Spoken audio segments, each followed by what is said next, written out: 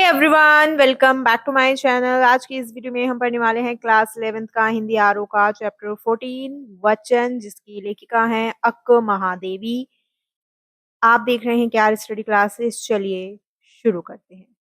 यहाँ पर आज हम इसका प्रसंग, व्याख्या और विशेष तीनों ही चीजें कवर करेंगे। और यहाँ पर हमारी जो पहली पंक्तियां हैं वो है, हे भूख मत मचल, प्यास तड़प मत, हे नींद मत सता, क्रोध मत मचा मत उथल पुथल, हे मोह पाश अपने ढील, लोभ मत ललचा, हे मद मत कर मदहोश, ईर्ष्या जला मत, ओ चराचर मत चूक अवसर, आई हूँ संदेश लेकर, चन्नमली का अर्जुन का। यहाँ पर प्रसंग हमारा रहेगा, प्रस्तुत पंक्तियां हमारी हिंदी पाठ्य पुस्तक आरओ के भाग 1 में संकलित पाठ वचन से ली गई हैं। और इसकी जो लेखिका है वो अक्क महादेवी है। इसमें कवित्री ने इंद्रियों को नियंत्रित करने का संदेश दिया है ताकि व्यक्ति जो है वो प्रभु की भक्ति में लीन हो सके। यहाँ पर हमारी व्याख्या रहेगी, प्रस्तुत पद में कवित्री अक्क महादेवी ने इंद्रियों पर नियंत्रण का संदेश देती हैं। और इसमें कवित्री जो है वो इंद्रियों से आग्रह करती हुई भूख से कहती है कि तू मचल कर मुझे जो है सता मत।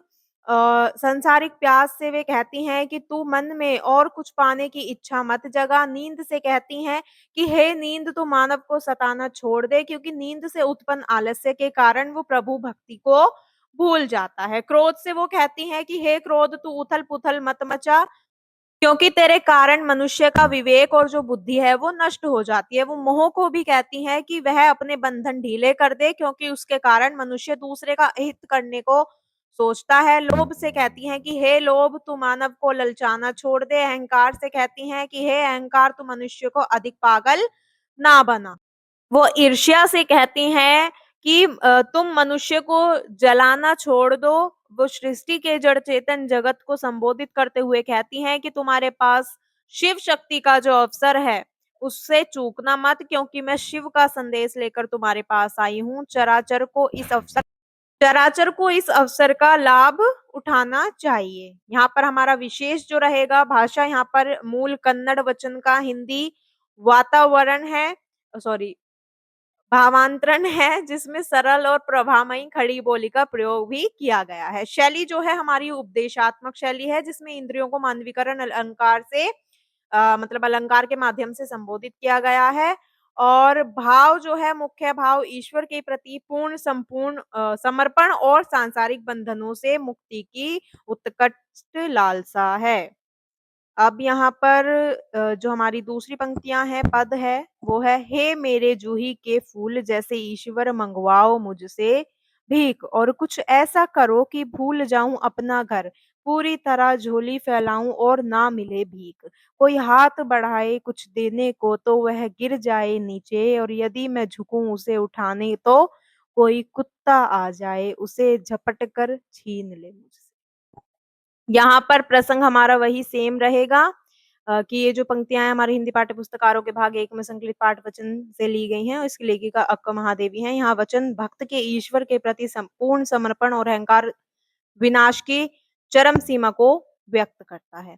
व्याख्या है, इस पद में कवित्री ईश्वर के प्रति पूर्ण समर्पण का भाव व्यक्त करती हैं। वो अपने अहंकार को नष्ट करके ईश्वर में समा जाना चाहती हैं। कवित्री ईश्वर से प्रार्थना करती हैं कि हे जूही के फूल का समान कोमल व परोपकारी ईश्वर, आप मुझसे ऐसे-ऐसे कार्य करवाइए जिससे मेरा अहम भाव नष्ट हो जाए। आप ऐसी परिस्थितियाँ उत्पन्न कीजिए जिससे मुझे भीख माँगनी पड़े, मेरे पास कोई साधन ना रहे। आप ऐसा कुछ कीजिए कि मैं पारिवारिक मोह से दूर हो जाऊँ, क्योंकि घर का मोह सांसारिक चक्र में उलझने का सबसे बड़ा कारण है। और उसके बाद वो कहती हैं कि घर के भूलने पर ईश्वर का घर ही लक्ष्य बन जाता है। वह आगे कहती हैं कि जब वह भीख माँगने के लिए झोली फैलाएँ तो उसे कोई भीख ना दे। यदि कोई कुछ उसे कुछ देने के लिए हाथ बढ़ाए तो वह दे रहा हो, वह वस्तु नीचे गिर जाए। इस प्रकार वह सहायता भी व्यर्थ हो जाए।